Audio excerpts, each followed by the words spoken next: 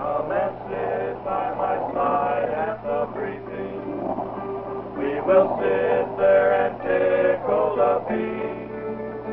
Then we'll head for the Red River Valley. And today I'll be flying me clean.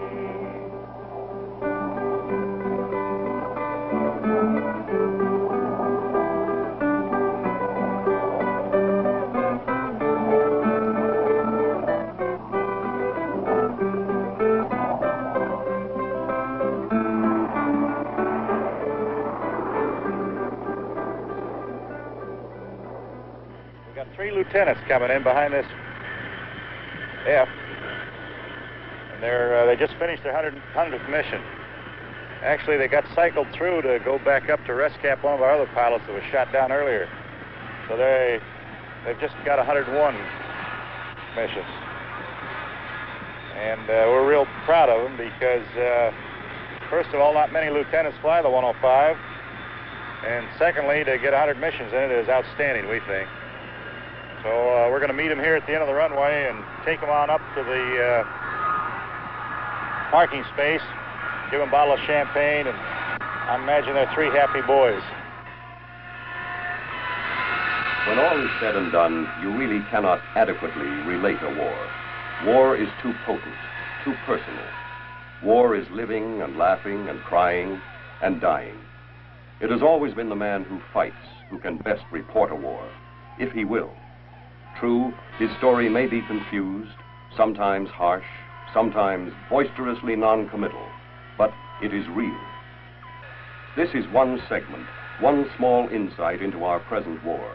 This is the 105 story, the story of pilots flying over the Red River Valley in the heartland of North Vietnam. Beyond this river barrier, a great concentration of hostile weapons awaits the arrival of Air Force fighter bombers. Any mission north of the Red River requires a special courage known only to the men who must fly again and again into the area until they reach the magic number 100. 100 missions, a completed tour. These are the men of the 388th Tactical Fighter Wing during the month of November, 1966.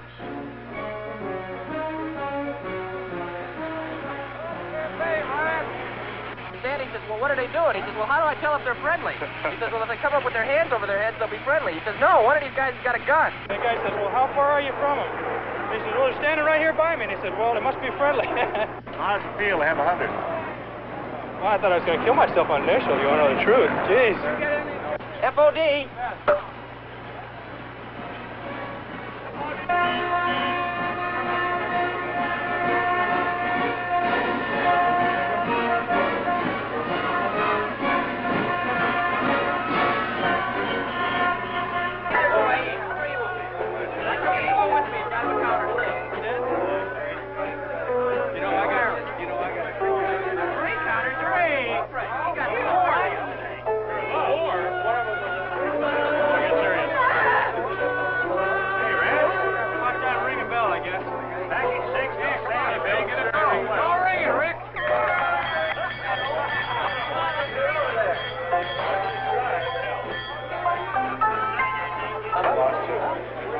Two, they didn't know where he was for a while. And then they saw a lone D up there, and they said, all right, that's 2, and he just lost the radio. I'm going to be an instructor pilot. Where? T-38's Williams Air Force Base, Arizona. I figure I'll arrive there, and I'll be real quiet and calm and all that, and I'll go in, and all the students will nudge each other, and when they meet me, and I'll be their instructor, and they'll fly with me, and they'll nudge each other and say, what did Lieutenant Rasmus do before he came here? And it'll be all quiet, no one will know until finally there'll be graduation, and we'll show up in mess dress, and there I'll be with my air medals and my DFCs and my Silver Star and my Commendation Medal and my Vietnam Service Medal and all this stuff all the way across, and I'll walk in with a slight limp, and they'll say, tell me about it. And I'll say, it was nothing. It was nothing. But then for a week after, every time I crawl in the airplane, as I get in, I'll pull my leg in and I'll wince a little, and I'll say, what is it? And I'll say, oh, it's just an old war injury. 45, 44. Right, 45, 44, 14. How'd the mission go? Pretty good? Yeah, real good. Get another one. How many is that? Well, it's 42, 43 now. Okay. Major Heights. 1 mission, 1 counter, 1 for the month. Finally made the board. 99 hard ones to go. No, I'll get 43 this afternoon. I've got to put them up in my hand for number 90. I've already got them. So you're going to get 2 today, huh? Yep. 1 more and I'll be able to make a big. 1 more, you'll be able to go red. He's been here about 6 months. It averages about 6 months for the tour. This wing, even though we're roughly 100 miles from any sort of civilization, morale is high here. I've noticed that. The men know what they're doing and why they're here. Well, if we still have to be over here, I'll come right back. No ain't interested in me. You come right back and do another hitch. You bet I will. Well, I feel we have a reason to be here. As you read Comet's Aggression in Asia, I feel that if we didn't take some measures to stop it here, we may be fighting in our backyard today. Enjoy some of the things I've been over here for, such as the American way of life. I served in World War II in the Southwest Pacific. Served during Korea. Yes, I personally try to discourage it. Man has put in 100 missions over North Vietnam to go home, get a rest, and then come back. However, I have one pilot here that just insisted on taking another 100, and he's here. His name is Lieutenant Richter. Yeah, I want to come back down. How come you got to stay here? Hey, we worked harder. You could have stayed here with me. Yeah, but Mommy wouldn't have had any part to do with that. Yeah, okay. There's the deal. You know, the flying's good. You don't have all the little nitpicking rules and regulations that you have to put up with in the States. At least we did 2 months ago. Yeah. It's still a lot better than it is back there now. But I just, I enjoy it. And then, it's the kind of deal like everybody says, yeah, waving a flag, but I'm not. But at the same time, where are you gonna stop it at? Where's communism? Are you gonna wait till they're in the Philippines or in Australia or San Francisco or Des Moines, Iowa? You stop it here or wait till somewhere later on. I don't think most of the people think about that. They like me, what happens, if I get shot down. I'm too mean, they'll never get me anyway. Our bombing objectives, I believe, can be very distinctly divided into 2 phases. Our interdiction program conducted in the southern portion of North Vietnam in an attempt to deny movement of the enemy into South Vietnam, and our strategic, if you will, objectives in the northern portion of North Vietnam in terms of attacking principal lines of communications, the Northeast and the Northwest railroads, which comprise the 2 most major railroads in North Vietnam, also POL installations and other military supply and storage areas located in the delta regions of North Vietnam. This flight line at night is a pretty active place. There's more work done at night, actually, than there is in the daytime, because the daytime is completely taken off with launching and recovering airplanes. We don't have much time for anything else. Of course, there's a turnaround. There's a lot of bomb loading for the second go around noon, but nothing like at night. Put it on one airplane, it doesn't come in commission, you have to take it off and put it on another one. It's pretty frustrating. They get it done somehow. I don't know how, but they do. We have a remarkable delivery rate here. I can't remember the last time I got a maintenance non-delivery. We always get an airplane. They do a real bang-up job, matter of fact.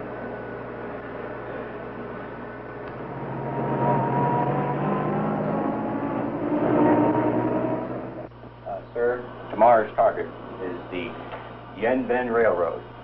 It's the largest railroad in all of North Vietnam. Its function is to control all the traffic coming in from the Northeast Railroad and the Northwest Railroad into Hanoi. It then controls all traffic going south. It's located 5 nautical miles north of Hanoi.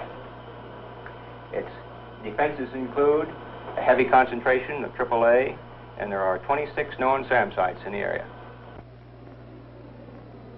Roscoe was brought here by a pilot from Kadena, who was temporarily assigned to the wing. When the pilot was shot down up north, Roscoe sort of became everybody's dog, the only dog allowed on base. Now Roscoe's a free agent and goes everywhere, sort of a tramp with a big heart. But lots of guys, for instance, don't feel right unless he's sitting there in a commander's chair during the mission briefing. They say if he sleeps, it's going to be an easy mission. If his ears perk up, watch out. We hear an awful lot about surface-to-air missiles. They're called SAMs or referred to as SA-2s. This is a picture of an SA-2 site situated in the immediate Hanoi area. A close-up of this particular target would look something like this. Very clearly, you can observe the presence of SA-2 missiles. And in this area, we find the radar van which controls the firing of the missiles and also tracks the aircraft along with providing guidance to the SA-2 missiles. Our pilots are constantly faced in flying into North Vietnam with missile firings along with extremely heavy anti-aircraft. I kind of call it the dry throat mission myself. Usually I come outbound from the target and I'm just kind of sucking that water bottle dry throat.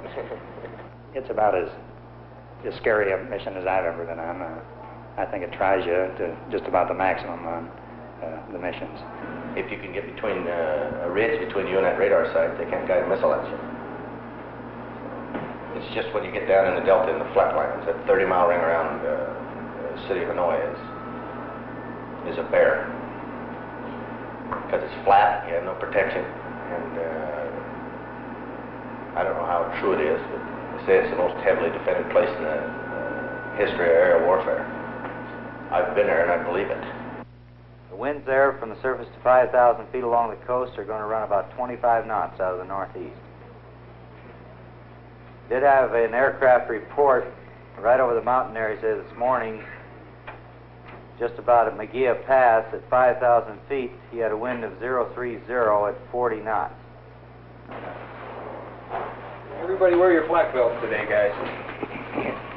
Doesn't have one. Draw flag. Oh, that wards it off. Everybody wear your flak magnets. How come no matter how much I rush, I'm always the last guy? You don't want to go. That shows some kind of a reluctance. There ain't no way, huh? There ain't no way. You got those flags you're going to tie between the wings? Or one on each? Yes, sir. I always have to quit watching the morning. Now, first of all, we have in our vest is the radio, which is the most important item we have. Our second item, I would say, is the flares. The third is your weapon. They have their compass and the mirror for signaling and find direction. The most important one, upon bailout, is the beeper. I hear yours, too. Yeah. Who did that? How many bombs we got? Oh, yeah. We must have 24 or 30 bombs, haven't we?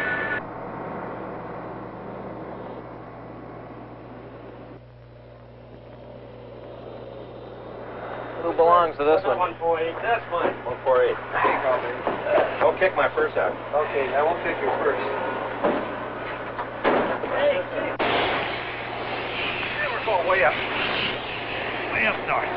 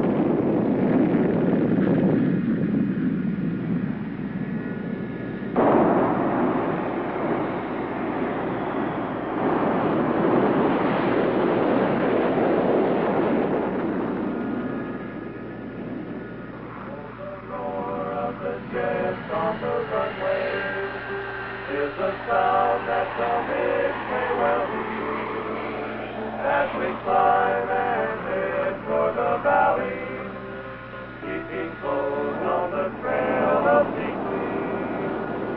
Oh, we're flying high to the valley, on the way to a job to be done. Flying high down sun in the valley, keeping close on the trail of Sequoia. One thing that happens at the tanker that everybody remembers the most, that's where the adrenaline starts to pump. The airplane's working all right, you got the tanker, and it accepted the gas, that means you're going. That's your last chance.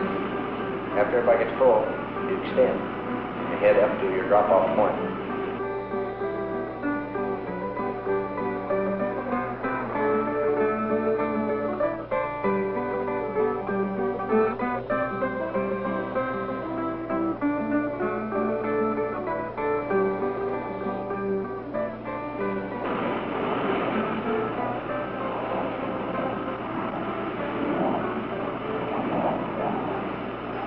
Negative 2 is south of you, just about to the second river. I have 4,500 pounds.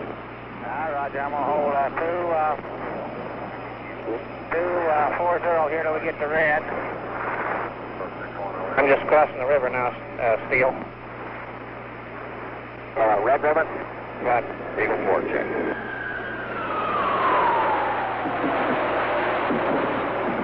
We're getting flat south of target one. Watch it. That's for Eagle flight. A lot of flag out south of that middle side. Speed's off right. Automatic weapons right in there, cluster. Steele, I have no contact. 3 on it. This is leading about 35 miles from our turn point. Roger, so am I. Okay, Steele lead's going to start a left turn and come over here just a little bit. Getting a little action right below me. Being a clear, we getting close to the turn point? Roger, I'm turning right now. There's some smoke over on your right, Steele. Going at 5. Get over there to the right, son. They got things coming back this way, and they'll be right in front of us. Roger. Going after it.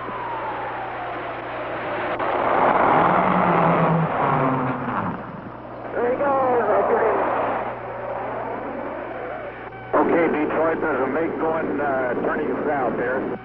Roger, I'm going to break off right. I see him loud and clear. Detroit, we got MiGs right under us, right under us. Roger, let's go get him.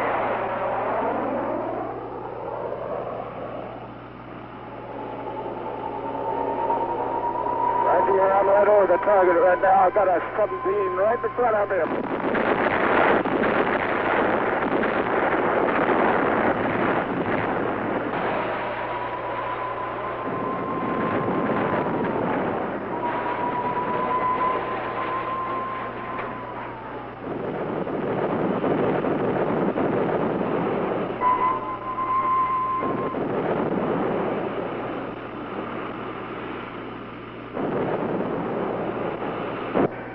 Up here, Detroit. Major, you left us. You're by yourself now. Roger, I'm mixing it up with 3, 4 MiGs. Okay, I'll be back. Let's go back, Detroit. Banjo, got 2 stringers, look like 105s out at 9 o'clock high, no sweat. Okay, this is Banjo. I've got a contact down in the target area. Pull up about 10 degrees and try to punch. Well, let me see. Get me lined up. Okay, keep turning left. Okay. All right, level out now. He's strong. All right, punch. He's going to get strong in a minute. Okay, I got him here. You got him at 12 o'clock and 1 o'clock. How's it look down in there, Banjo? Strong. And launch. Take it down. Take it down. All right, this is Banjo. We just launch. had a launch. Take it down, Chris. Which way now, then? I'm in a cloud.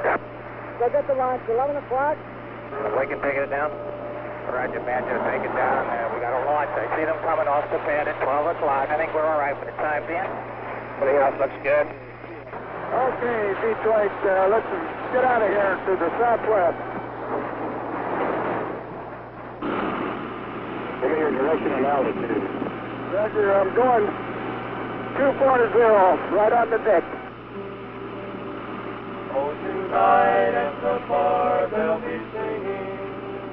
In the States it had always been fun.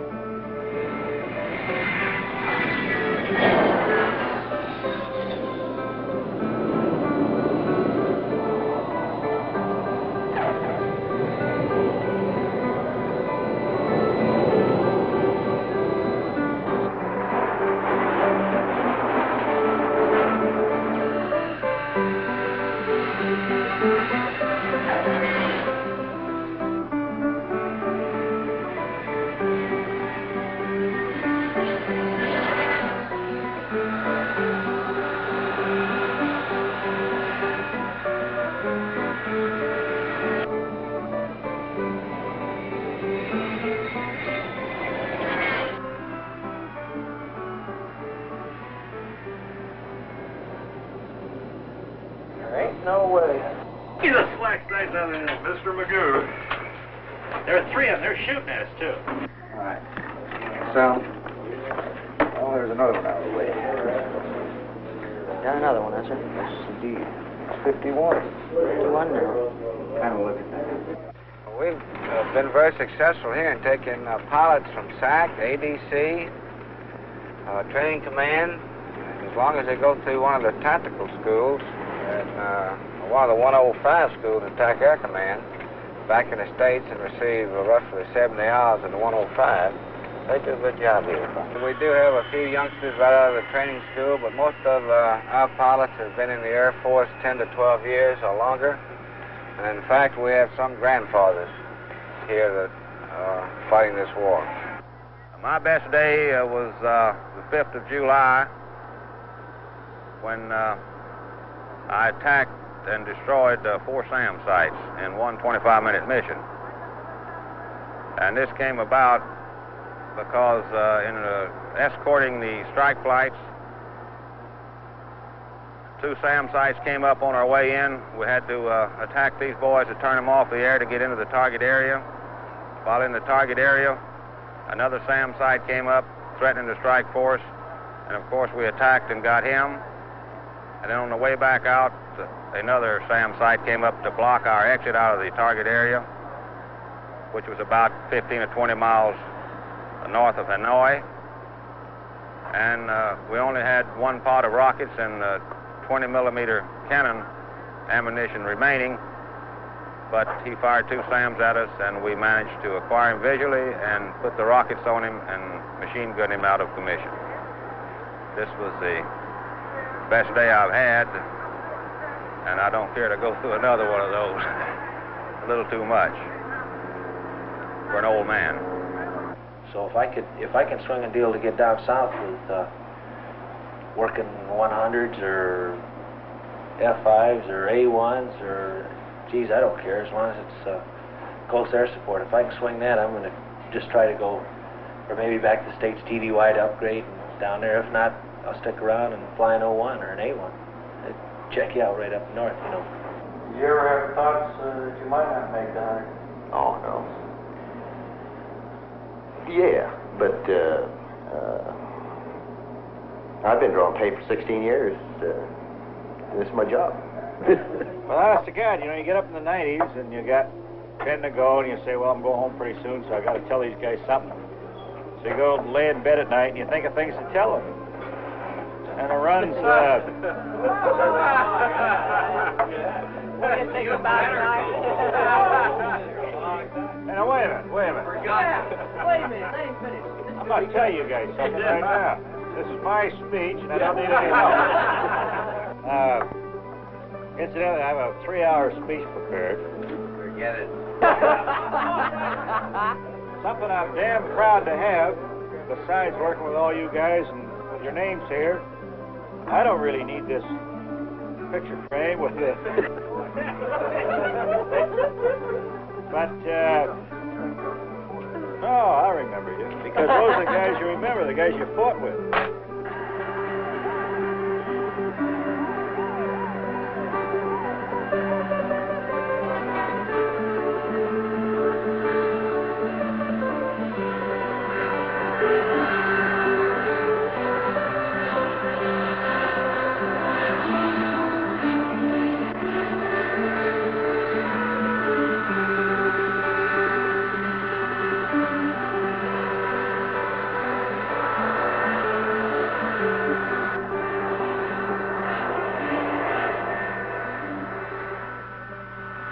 This has been the story of fighter-bomber pilots at Korat Air Base, Thailand.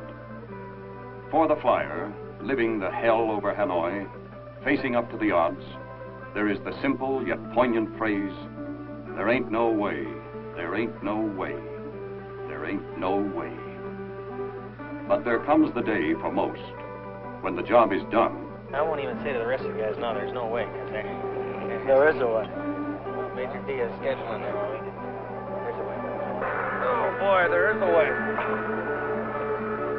There is a way. Very difficult to smile this morning, isn't it? Harvey. He down there.